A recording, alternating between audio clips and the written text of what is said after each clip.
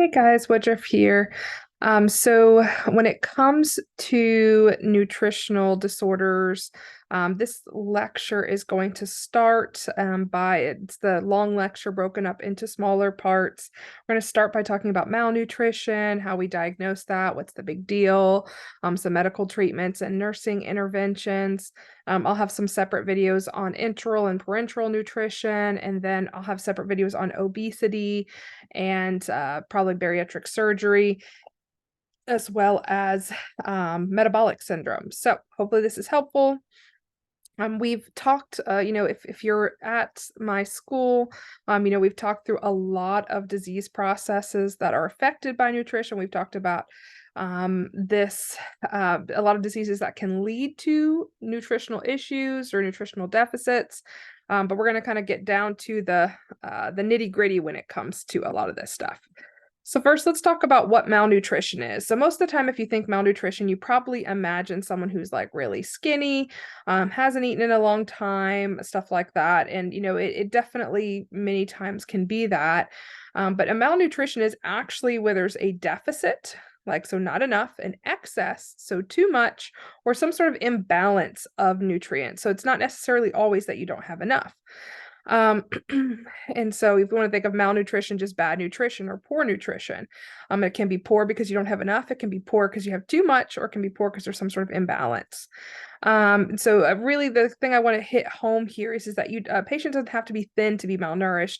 It's a common misconception. Like you could look at an obese, overweight patient and be like, yeah, they could skip a few meals, they'll be fine, but they could already be malnourished. Just because someone is obese, overweight doesn't mean that they're nourished well. So it's definitely something to work on as a nurse to really look at, like, okay, what can I look at to see that a patient is actually nourished or not? Like I said, patient can be overweight, underweight, but just think of it like the nutrients that are getting in your body, regardless of how much you're actually eating, are not sufficient to support the body. So you're deficient or missing something that you need to support body functions. So who's at risk for malnutrition? So there's a few different considerations. Some of them, of course, are more environmental. So thinking about those that may be malnourished, maybe those that just don't have the money or the resources in order to get the food that they need to nourish them. Even some people that can afford food may not be able to afford food that provides them with the nourishment that their body needs. Also, those that are sick, recently had surgery or some sort of injury or hospitalization. And specifically, the things that you want to think about, because a lot of people are in the hospital, but not all of them are at risk for malnutrition issues.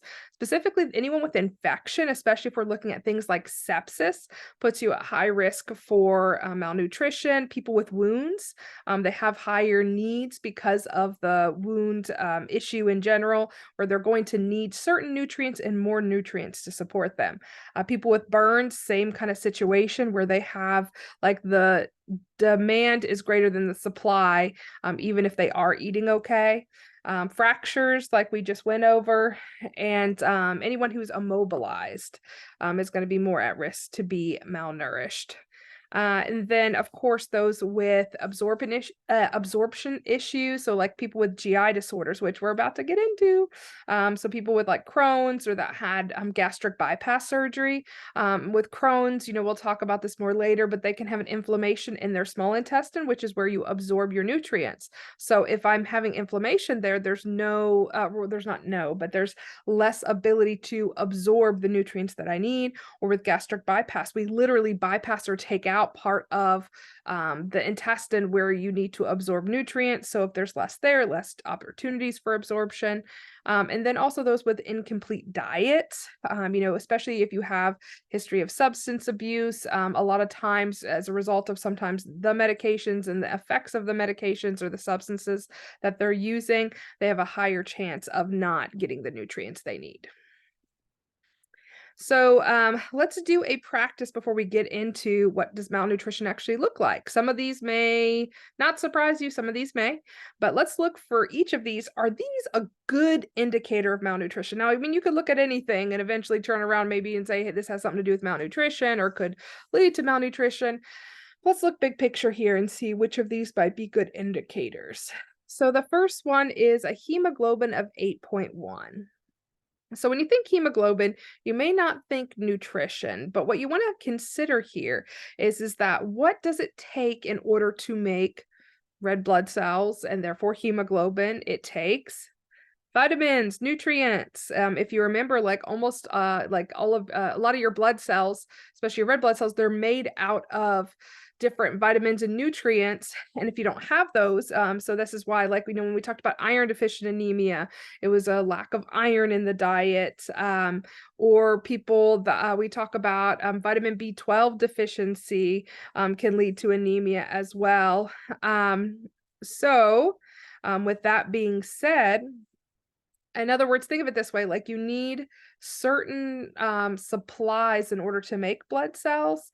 And so a lot of times when people aren't nourished well, they're going to stop making as many blood cells because they don't have the supplies they need in order to make the blood cells. So believe it or not, a hemoglobin of 8.1 is actually a good indicator of malnutrition. It's not good, but it's a good indicator of malnutrition. Next, hemoglobin A1C 12%. So, for this one, you can go back and forth and say, well, I thought you said that, just because someone's overweight doesn't necessarily mean they're malnourished, but having a chronic disease like diabetes, and having a hemoglobin A1C that is that high is a good indicator of poor glucose control. And with poor glucose control, there's definitely a higher risk for malnutrition. So one of the things that we do want to look at, and again, it's not that I can look at a hemoglobin of 12 and say, oh my goodness, this person eats too much, they don't have a good diet. I cannot from that number alone. Just like with the hemoglobin, I cannot say, oh, it has to be from their diet. It could be something else, but really what I want you to think of when you're looking at this is which of these labs could I utilize as a part of building a profile to see if someone might be at risk or have malnutrition. And hemoglobin A1C is another lab we can use because it can tell us how well someone's doing. Again, so someone could have a high hemoglobin A1C and maybe they're taking their meds, their diet is good, but there's an absorption issue with their insulin or their other meds, or there's something that's not working. So there is that to consider, but with a high hemoglobin A1C, there's usually some sort of malnutrition or other issue going on. And if nothing else, the patient has a very high risk for other things that could put them at risk for malnutrition. But anyway, I know that's not the question, so I'm going to try not to make a story. I know it's so hard. Anyway, potassium 3.2. So this one, most students would be like, bam, this is it. I know this one. But this one, I'm actually going to say, nope.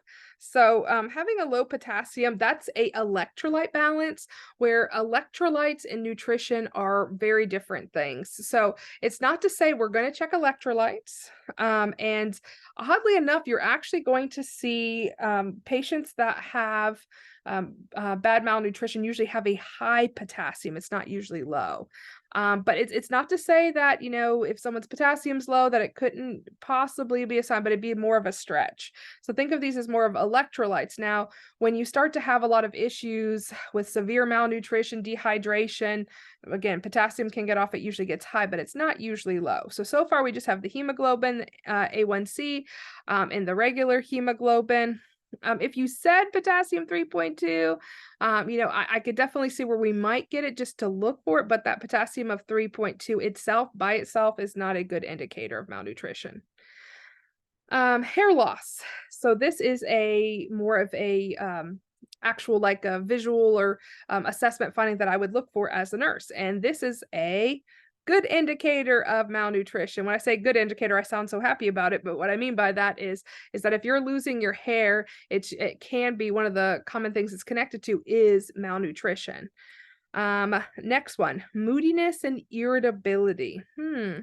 So for this one, I'm thinking about that hangry person who doesn't have enough glucose, or that hypoglycemia kind of patient that can kind of get hangry and not the happiest person in the world. So this is also a good indicator of malnutrition. So we have the hemoglobin A1C, hair loss, and moodiness.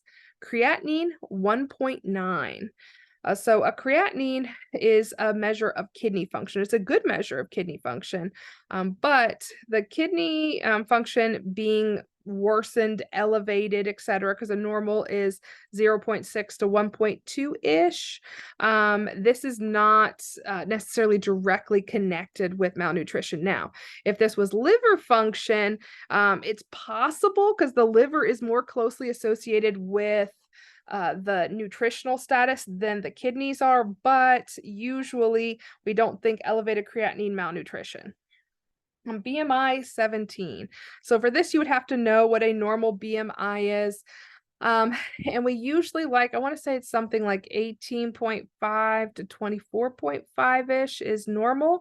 So anything below that is actually considered underweight. So 17 would be underweight. So this is another measure that we can use. It's body mass index, and it gives us a general idea that based on someone's height and weight, do they have the body mass that they probably need to sustain them. So it's not a perfect measure, but we can use it, and this could be used as a indicator for malnutrition. So the answers are the hemoglobin A1C, hair loss, moodiness, irritability, and the BMI of 17. So let's look more at, oh, well, actually, let's look at some assessments first. Just kidding. So this is a picture of someone who may have some, malnourishment. The word that we would use for someone who has kind of this sunken in appearance where you can see a lot of their skin and bones would be what we call cachexia or cachexia. I've heard it said both ways. I usually say cachexia, but again, I'm probably saying it wrong. Like I say, I would probably, if I had to guess it, I'd probably say I say about 23% of words incorrectly.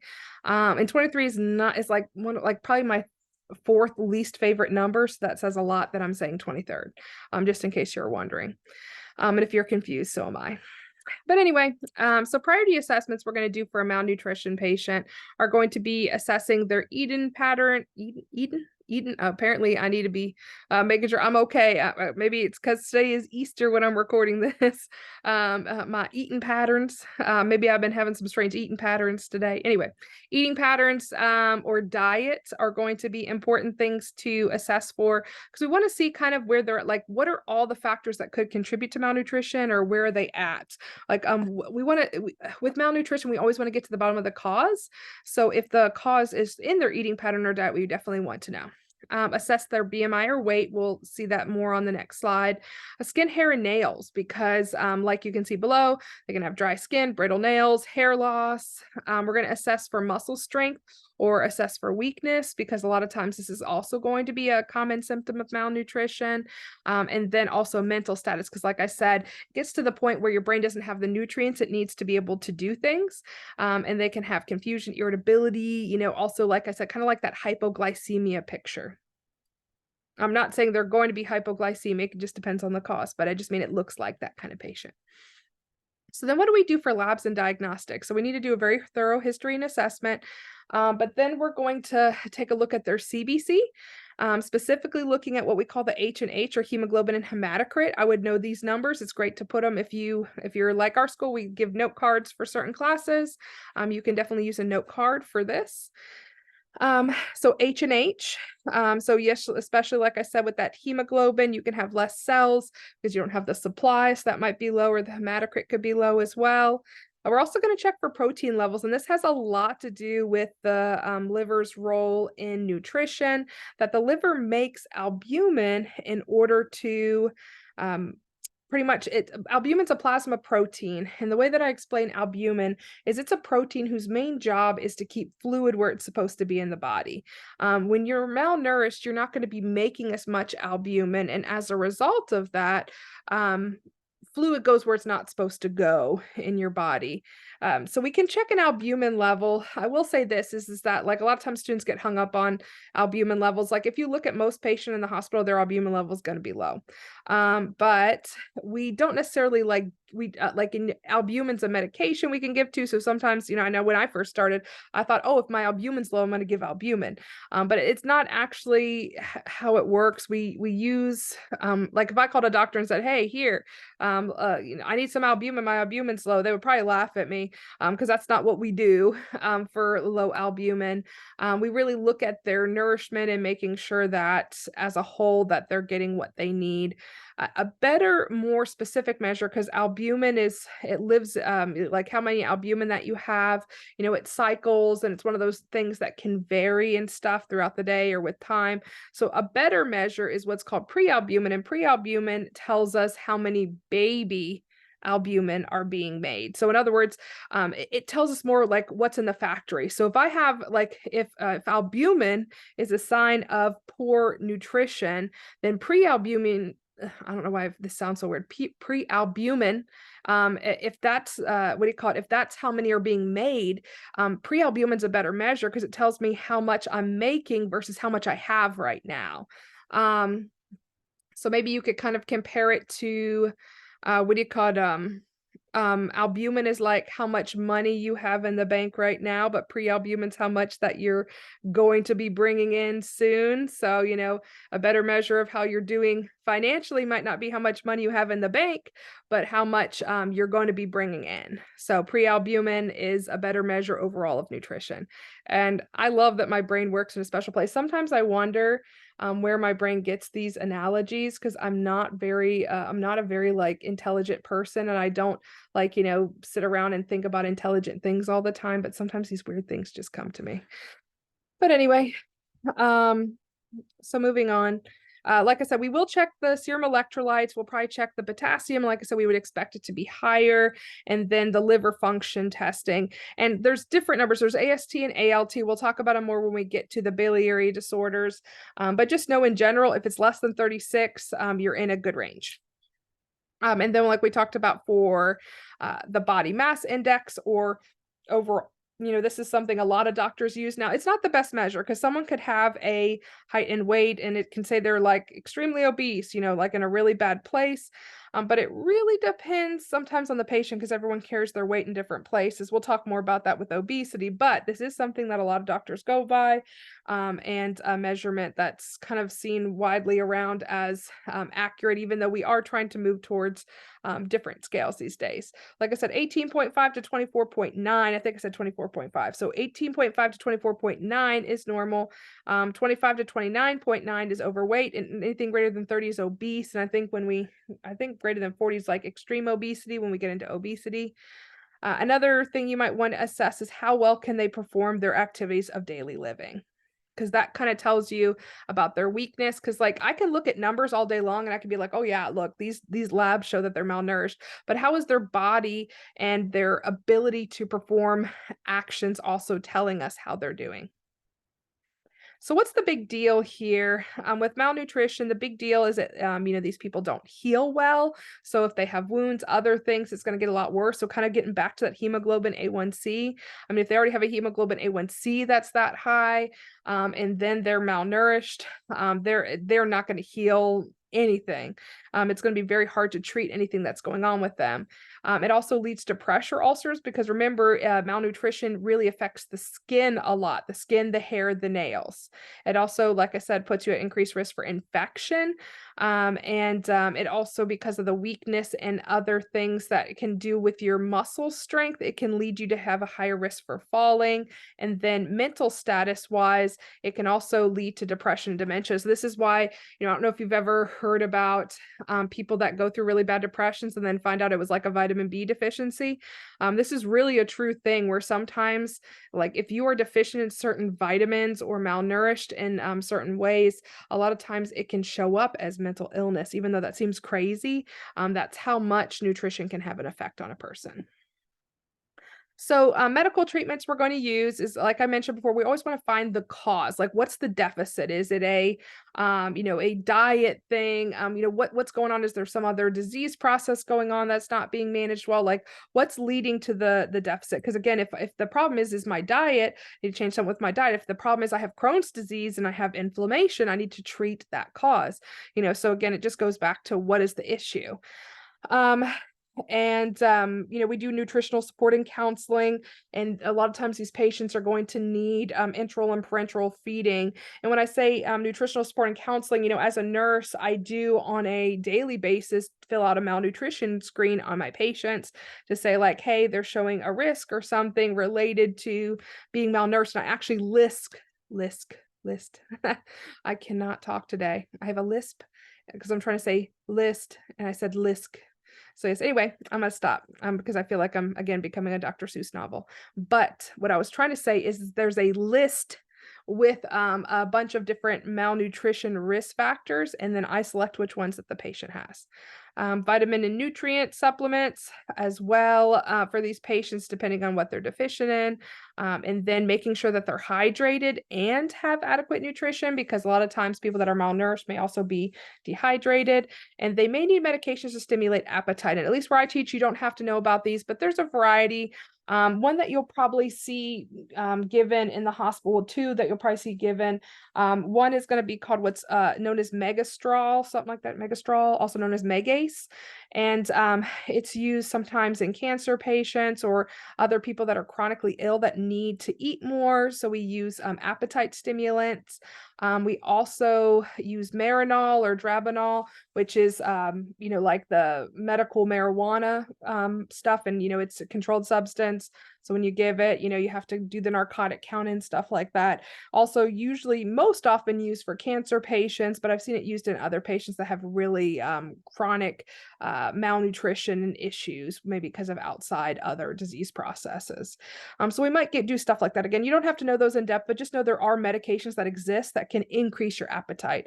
There's also some more natural ones. Sometimes when we're treating a patient for certain conditions, and we've talked a little bit about this, but some patients that have other conditions like pneumonia, they might be on steroids, and steroids are also an appetite stimulant, and they treat the problem. Now, we're not usually going to put someone on steroids to stimulate their appetite. I've never heard of that, but sometimes for some patients, it's kind of like it helps in both ways, where it helps because it increases, it helps treat their underlying disease process, but also increases their appetite.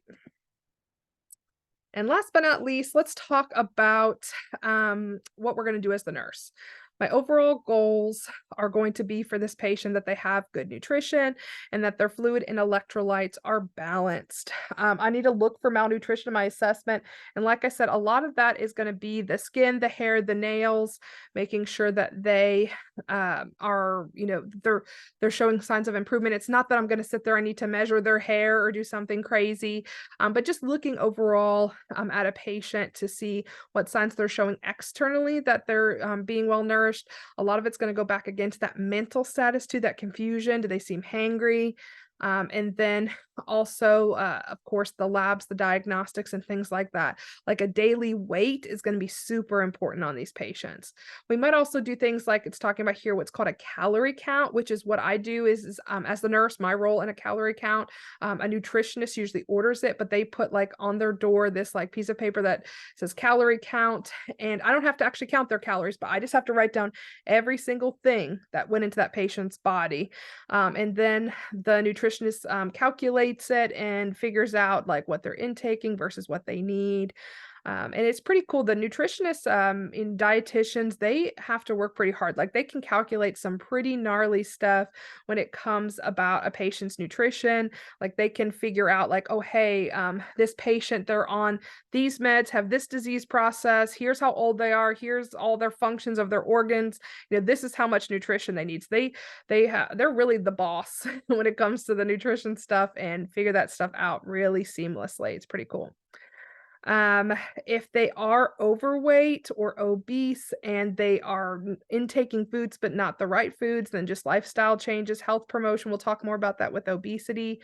We want to encourage nutrition whenever possible. So with these patients, it's like so important that we are trying to get them like, just like you sit there and as the nurse, you might see in your meds like, oh, hey, they have an Ensure that's due at 9 o'clock. I'm going to go bring that in. But it's not just about bringing it in. It's encouraging them to drink it, get them a flavor that they like. Try to encourage, like, be there with them, support a positive eating environment, so that they can want to eat. So positive eating environment would mean, like, do not put their urinals and dirty stuff on by their food. Try to get food that they like.